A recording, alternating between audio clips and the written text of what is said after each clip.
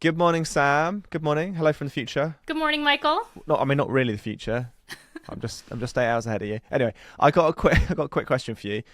We've discussed it before on this podcast. I'm pretty sure I asked Aubrey this question, but I want to get your answer now. You're officially a member of the Technology Now family. Okay, what's your question? So, Sam, if you could send anything to space, what would it be? It doesn't need to be anything for like the good of humanity or anything like that. Just something, something cool that you could send to space. Well, I think, if I'm honest, the thing that I would send to space already has been sent, probably by someone way smarter than me. Have you ever heard of this thing called the Lunar Library? It's like basically this giant backup of the Earth's knowledge, and it all exists with like archives on the moon and orbiting our planet. As a writer, comms person, I like the idea of not losing everything that we've worked on as a civilization. Man, you can tell you whatever a tech company, because like what you're basically talking about is like the ultimate disaster recovery, like the ultimate backup. So well done, Sam. That's a good answer. That's a great answer. Thanks.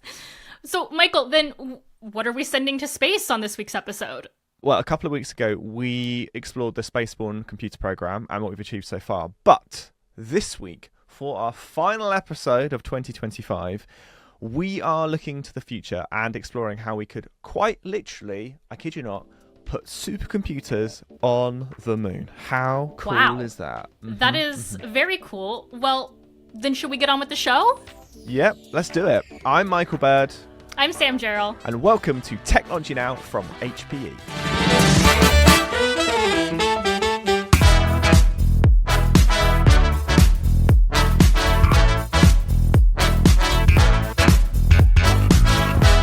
Supercomputers in space. Now, once upon a time, Sam, this was the stuff of science fiction films, but like so many things that started off in film and TV, it's become a reality. Okay, I get that, but generally when we discuss supercomputers on this podcast, they're huge. I mean, like, we're talking like the size of entire rooms. So yeah. I'm assuming for a supercomputer to make it to space, it's gotta be a little smaller, right? Yeah, or just really, really big rockets, Sam. No. It is actually smaller.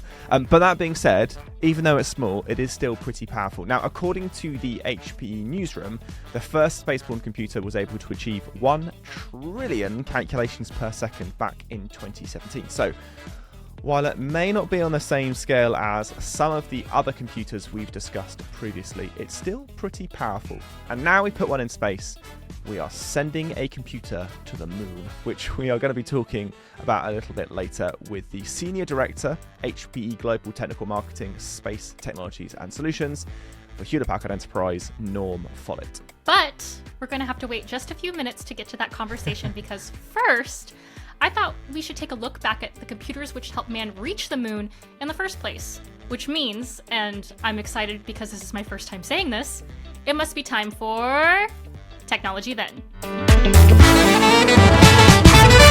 We've all heard of the Apollo missions, right? Mm-hmm. Well, have you heard of Apollo Guidance Computer, or AGC? Ooh. Is this the one that's sort of woven, like it's sort of woven memory, like knitted memory or something like that? I don't know. It's something like that. Something like that. Each Apollo mission used 3 AGCs, which went into both the command module and also the lunar excursion module, which most people just call the lunar lander. These computers were pretty solid, weighing in at about 70 pounds. That's just under 32 kilograms for you, Michael. And measured 2 by 1 by half a foot, so that's 61 by 31 by 15 centimeters. It's about the same size as your old tower PC would have probably been back in the day, or maybe a gaming PC today. Okay, so I think you've got an image in your head because I've got a question for you, Michael. How much RAM do you think the AGC had? Are we talking kilobytes or are we talking bytes? I'm going to say 1 kilobyte of memory. This is what I'm going to go with. Not a terrible guess. It only had 4 kilobytes. Oh, okay. Yeah. So to put that into perspective, laptops today will often have more than 16 gigabytes of RAM. This was a computer people were trusting with their lives and was good enough to land in a pretty precise location. In fact, according to a 2022 paper by Charles Averill analyzing the Apollo guidance computer, the AGC could perform 14,245 calculations per second, or 14 kiloflops. This is a positively primitive number when you compare it to today's supercomputers, which perform in the exaflop range. My goodness. it just sort of boggles your mind that the thing that put man on the moon is, my smartphone. No, the calculator that I used to sit my exams in school was probably significantly more powerful than the MP3 player you probably had to play music in school is more powerful. Oh, the speed of progress is incredible, isn't it? And to find out more about the next steps of the Spaceborne program, a lunar program, very exciting, I spoke with Norm Follett, Senior Director, HPE Global Technical Marketing, Space Technologies and Solutions at HPE. Norm? Michael? Thank you so much for joining us on Technology Now again. I know, I'm a repeat offender. I know. You're getting dangerously close to friend of the show. Uh-oh. You keep going on the show. Now, Norm, we're standing in front of what looks like some sort of rover, this incredible thing here, with this lovely gold solar panel.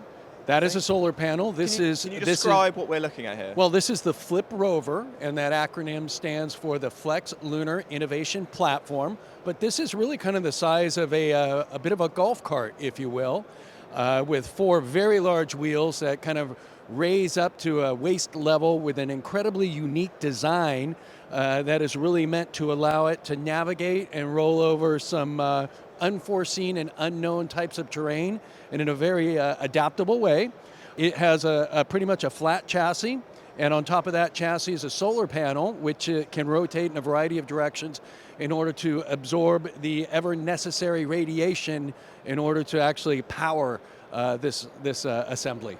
It's absolutely stunning. It is very nice. It is very nice.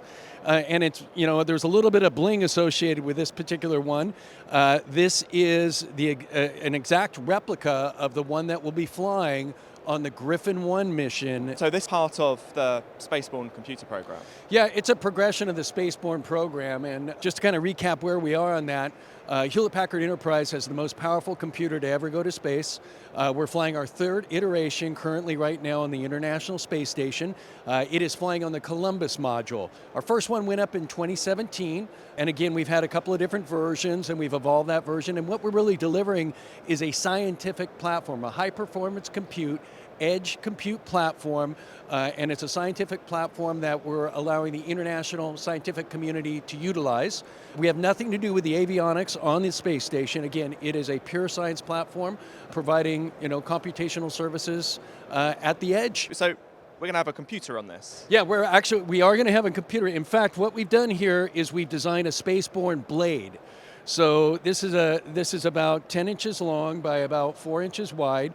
It has a really lovely chassis. Now we might think that that's kind of bling, but in fact what it really is this chassis is the cooling system for this particular blade. So a couple of different microprocessors in there. We also have 1 terabyte of storage provided by our partners, Kioxia Memory. And this chassis actually radiates the heat, or lets the heat dispense through the chassis. This blade will be inside the FLIP rover connected to the radiation plate, and that's how it distributes heat. In space, it's always a challenge with power and cooling, and that's how we're dealing with the cooling aspect of it, and it's powered and connected to this solar panel in the power system that's all part of the FLIP rover. When the FLIP rover goes operational, we're going to be performing the first edge computing and AI experimentation on the surface of the moon. Wow! And so this is the FLIP rover.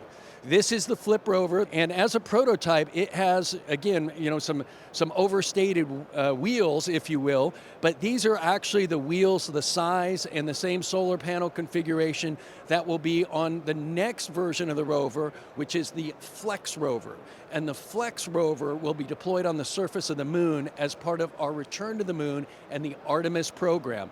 Can you just sort of show us whereabouts on the rover that the Spaceborne computer will? Well, it'll be internal. It'll be internal and right about here. Wow. Okay. On the overall system. Now, similar to Spaceborne 2, which is on the International Space Station, we have nothing to do with the avionics of the rover. Right? We're not controlling the rover at all. It is again a scientific platform to us do experimentation on there, and we're going to do a couple of different things. One is actually going to be a LiDAR experiment, which people might be familiar with. So what are the sort of specs on the Spaceborne Lunar? Well, 1 terabyte of memory is probably the most significant one. Wow, okay. And a fairly performant CPU and processor, and we're also going to have a small GPU in there as well. So it's a hardy little beast. It looks like a gold brick. I think I described it as a gold graphics card. A gold graphics card. Well, there's actually it is about the size of a graphics card. Yeah, exactly. It's really there's actually two different cards in there, which we actually separated, and we actually built and rewired those cards. Yeah. In fact, to support the kind of configuration, both a high-end processing memory chip that we put in there, and also to distribute the heat internally and radiate the heat out. So some graphics cards are stacked on top of each other in kind of a wafer configuration. This is actually separated and split with multiple layers internally, none of which you see. How does the design of this differ from a normal computer? First of all, this has to operate in the vacuum of space. Right. Okay. Right? So that will bring some challenges. That will bring some challenges. I'll go back to the power and cooling comment earlier. So that's kind of the first challenge, is to make sure you're doing that. And then also, the connectivity is, dare I say, it's traditional Ethernet of how we're actually connecting into the networking of the rover and the communication system of the rover. Now, one of the challenges that we have, again, is in this environment is connectivity. We have a very limited bandwidth of communication. We're dependent upon the flip communication system, but we only have small slices, time slices, to be able to do that. So a lot of our experimentation, dare I say, is going to go back to the notion of batch processing. Execute autonomously, save the results. Then when we have our command window for communication, send the results back to Earth. You talked about the vacuum of space, but can you sort of go into the particulars of why these sort of changes need to be made? Like, what in particular about the vacuum of space means that, I couldn't just put the laptop in my bag and take it up with me? So traditionally, computers are operating in an atmosphere, right? So an atmosphere has pressure.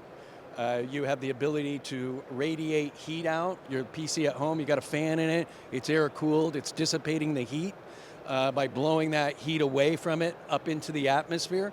Of course, with large compute systems, then that heat becomes more pronounced. I described earlier about how the chassis itself is designed to heat up and then dissipate the heat and radiate the heat through the radiation plate within the flip rover. So that's one challenge. And then of course the power. I mean, this is completely solar powered in every sense of the way. And that's no batteries in it? No batteries. It relies solely on this? Solar powered. Solely on solar? Well, I mean, there are batteries on Flip, and the solar power is going to charge those batteries to the extent that it goes. But Flip is a really unique little beast. Just a couple of comments on that. Going back to your notion about what else in space. So first of all, Flip, as you see it here, is actually going to be exposed to space, right, for the whole duration. So the mission itself, it's a Falcon 9 Heavy. Flip rides on top of a lunar lander. So the rover rides on top of that lander through the vacuum of space, traveling to the moon. Therefore, our compute system will be exposed and traveling through the vacuum of space between Earth and the moon. Does this have any developments sort of made from what you've learnt from the Spaceborne 1 and Spaceborne 2? I guess in terms of maybe the sort of hardening element of it? Yeah, so you should think of everything on the International Space Station as being a test for deeper space travel. Right. We have concepts, across the spectrum, across the scientific community, concepts about what we think you'll need to know, do, and what you'll need to be able to travel back to the moon or deeper, along the lines of Mars.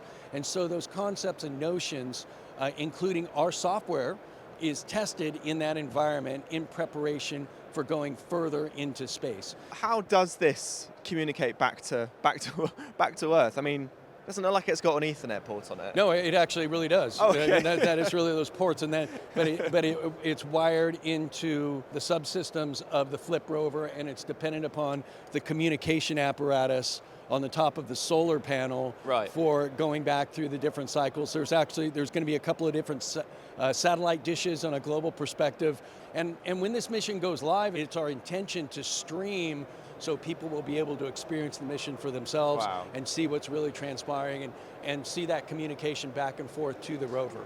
So this connects into the rover using, standard Ethernet, maybe an IP addressed switch. Correct. Actually, correct. It's very traditional protocols and communications.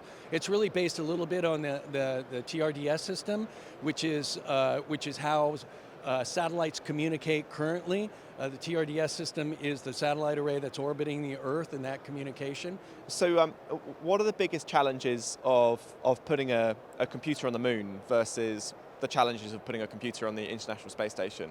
Well, I mean, in this case, we had to adapt to the size and what we're doing for the mission, right? And so we had to really design a whole new compute apparatus. What we've done with Spaceborne on the International Space Station is take off-the-shelf compute systems and kind of adapt the configuration, but we're really starting with products that people can purchase today and put in their data centers, but we had to kind of evolve the container for it to be operational on the space station. In this case, we had to really purpose design something, primarily because of the challenges of weight. That challenge is going to change a little bit as the rovers get bigger. So in this case, this guy is about the size of a golf cart, but the next version scales up, and again, the size of a small utility truck and a utility vehicle, which is really what it is. It's a utility truck on the surface of the moon that's going to be key to building the infrastructure that allows us to have a continuous human presence on the moon. So what is the point of this? Like, why couldn't you just put this level of compute on the surface and just on Earth and just have a radio connection sending information back and forth? Like, why do you need to have compute on the moon or even on the International Space Station? Why do we need to have compute on the moon? Well, it's kind of the classic edge use case, right? And an edge use case, it's do the computational work at the point of data acquisition, right? Send back answers in kilobytes rather than data in gigabytes. Data transport is expensive in terrestrial context. If the TRDS system, which I mentioned, the expense to move data from a satellite perspective is 10 times that. It's the estimates, they vary, but it's going to be 100 times more expensive to move data back and forth from Earth to the moon. So when you're doing experimentation and you're collecting mineral samples and data, you don't want to be sending all of that information raw back to planet Earth at that extreme cost. Not only is it costly, but the window of opportunity for communication is delayed. So what we're offering is the opportunity to do that at a fraction of the cost, the analysis, and then send it back, dare I say, almost instantaneously, but quite a bit quicker because you're moving kilobytes of data rather than gigabytes of data. When we first go back to the moon, the number one export off the surface of the moon is going to be data. As we learn, as we search for water, as we analyze, and as we plan the continuous human presence on the surface. But the number one expense outside of rocketry is going to be the communication of that data.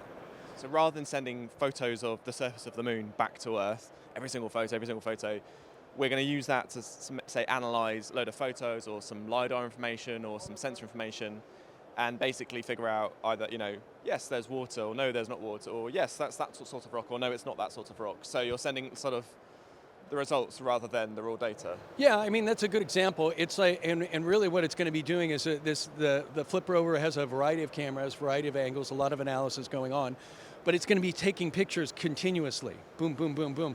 And what it's going to send back, and what we're going to do from a computational perspective, is we'll identify a delta in that picture. Oh, I took this picture, then I took this picture. There's something different between these two pictures.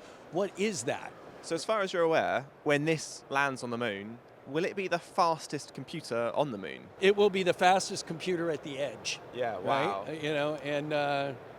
And it'll have the longest connection, so to speak. So it's pretty exciting. And again, I mentioned the federated learning. Let me talk about that for just a moment. So we did this on the space station, and a federated learning. It's an AI concept, a machine learning type of concept, and the notion is that, let's say you have a triangle of 3 points talking to each other. Each point in the triangle has a large data set. Rather than that triangle exchanging those large data sets, you have a model and you're sharing information about that data with each other. So if you're my partner in that triangle, you are benefiting from my data and my knowledge. But what we're going to do on the moon is we're going to expand that into a full triangle, and we're going to have the space station talking to the moon, talking to our lab, and we're going to be exchanging information and building that model and prototyping that out. As the rover moves and as our technologies move across unknown areas, we will continuously benefit from all partners in that federation and the information that we're going to be sharing. So that's one thing that we're going to proof again and make sure that works. Again, it's something we've experimented with, learned with, implemented in orbit, will apply to the moon as well. What are you actually hoping to discover on the moon with this, eventually? I mean, it's a race, we're back in the space race is real again. The reality is the moon will be a stepping stone to further exploration into the solar system, specifically Mars. That is the plan, right? It is a way station, if you will, on that journey. There'll come a time when, spacecraft for going deeper into space will be manufactured on the moon. I mean, why build it on Earth and try to lift it out of Earth's gravity when you can actually build it in a relatively low gravity environment, because that's where it's going to be operating anyways. That changes all the costs and all the dynamic. So what do we intend to discover in our lifetimes is, the tools necessary to have a sustainable presence. The Flip rover is only designed to live and operate for 1 lunar day. Now, 1 lunar day is 14 Earth days. Now, we're hopeful that it's going to find a place to hibernate, and hibernation is kind of a strange word because it's really going to try to get as much sun as it can for as long as it can, so it doesn't, get too terribly cold, and hopefully it will survive a lunar night. And if it survives a lunar night, that's just going to be, an exceptional result. All right, Norm, thank you so much again for your time. It's been a pleasure. Wow, that was pretty fascinating. I also kind of appreciated that you guys talked a little bit about the business side to this entire thing, that I didn't realize it would be 100 times more expensive to move data back and forth from the Earth to the moon rather than what we're doing right now, which probably is still quite expensive, but it just seems like this is the direction everything's going, especially if eventually we're going to try manufacturing on the moon too. Yeah, one of the things that I thought was really fascinating from the interview, I think sort of to your point, the business side of things, was the fact that the moon will sort of be this launch pad for stuff in the future. I found that fascinating. The listeners may not know this, but we recorded this at Discover Barcelona a few weeks ago. You and I were both there. Did you have a chance to go and see the rover in person? I did see the rover in person. I will say one of the things that was quite interesting to me about it was how blingy it is. Yeah. It's quite bright. I guess it's the solar aspect of it all, right? Yeah. It was like a bright gold solar panel. I thought, I could have one of these in my house. This would look quite cool. I imagine it's quite a lot more expensive than the solar panels I have in my house. It was so cool, and it was so amazing to see it in person. Yeah, and didn't he say it's going to be on top of the lunar lander? So that thing is just out there and kind of exposed along with the computer itself, right? And fascinating to sort of see where it's going to go. I love the fact that he said this is going to be the fastest computer at the furthest edge, or words to that effect. It's going to be the furthest and fastest thing we've ever made. Yeah, and do the first edge computing and AI experimentation on the surface of the moon. It's a lot of firsts. Yeah. I thought it was quite interesting too. It's going to be the fastest computer at the edge. It's doing all of this, brand new experimentation, but it connects with Ethernet, which was so shocking to me. When we were at Discover, I heard Ethernet more on those 2 days of Discover than I've heard it in the last 2 years. And And the answer for a lot of this sort of conversation around Ethernet is an open standard, but it's also like really reliable, and it's been around for years. And why wouldn't you use it? Why wouldn't you use something that is proven to work? Yeah, at the end of the day, it is still Ethernet, even if they're like a gold-plated Ethernet cables. Yeah, very blingy Ethernet cables. Now, Sam, do you know the phrase, objects in the mirror are closer than they appear? I think that I have heard this one before. Why? Well, we've been discussing lunar supercomputing like it's really far away, but when I asked Norm about it, his answer was sooner than I think most of us would expect. So when is this due to be going up to the moon? July 2026. July 2026. Yeah. So it should be on all of our news feeds. We'll be shouting about it. Yeah, again, we are operating from Mission Control, Hawthorne, California, and ideally we're going to be able to stream that and share and all experience that mission together. And think about it. This will be the first wheels in the dirt, so to say, on the moon since 1972. Right, since 1972. Wow. And it'll also be we believe, may not be Flip, but certainly Flex. It'll be the fastest rover on the moon. Set some speed records up there as well. This does bring us to the end of Technology Now for this week. A big thank you to our guest, Norm Follett, and of course, to our listeners. Thank you so much for joining us. If you want to explore the Spaceborne computer program further, make sure to check out the show notes for more information, including links to our other episodes covering it. Yes, and if you've enjoyed this episode, please do let us know, or rate and review us wherever you listen to episodes. And if you want to get in contact with us, send us an email to technologynow@hp.com, subject line blingy gold solar panels. And don't forget to subscribe so you can listen first every week. Technology Now is hosted by Sam Jarrell and myself, Michael Bird, and this episode was produced by Harry Lampert and Izzy Clark, with production support from Alicia Kempson-Taylor, Becky Bird, Spencer Trinwith, Carl Norberg, Branson Tarr, Alison Gato, Alyssa Mitri, and Renee Edwards. Our video editor was Leon Rachinsky-Gorman, and our music, as always, was composed by Greg Hooper. Our social editorial team is Rebecca Wissinger, Judy Ann Goldman, and Jacqueline Green. And our social media designers are Alejandra Garcia and Ambar Maldonado. Technology Now is a Fresh Air production for Hewlett-Packard Enterprise, and we'll see you at the same time, in the same place, on the 4th of January, because we're having a break for Christmas. Cheers! Bye, y'all!